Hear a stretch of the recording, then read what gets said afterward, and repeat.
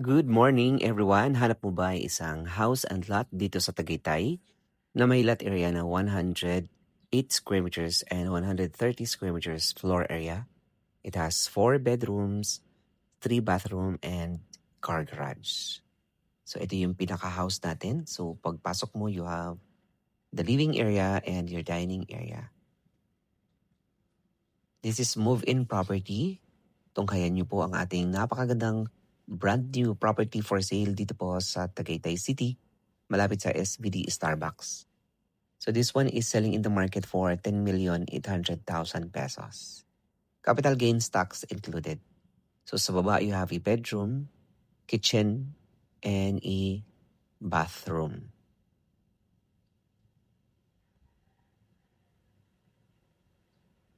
Then you have the back door, then with the screen door, and then it's enclosed with perimeter fence. Ito yung pinaka-ground floor area. Then, tingnan natin sa itaas.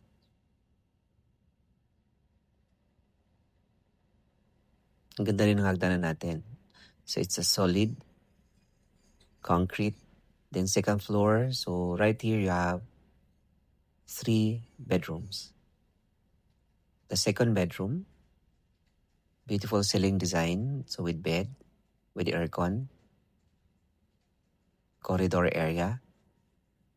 And then the third bedroom with a balcony, with a view, with air conditioning unit, and a sofa bed. Then you have a sliding door. At ito yung magiging view mo everyday. Nagpo-fog dito sa area na ito, guys. The seller is alive. So, it's a 10,800,000 pesos. So, you have a common bathroom dito sa itaas with a water heater kasi malamig dito sa area na to. Elevation natin nasa 500 plus meters above sea level. Then, ito yung pinaka family area.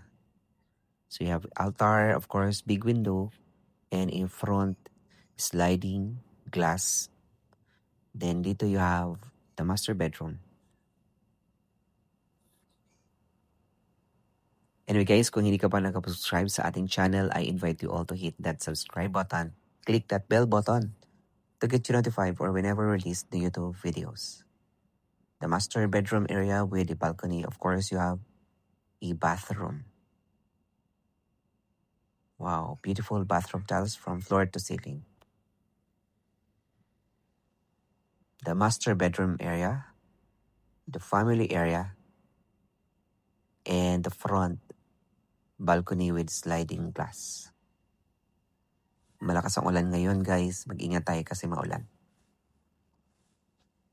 So if you are interested or anyone interested, message us today on the numbers below.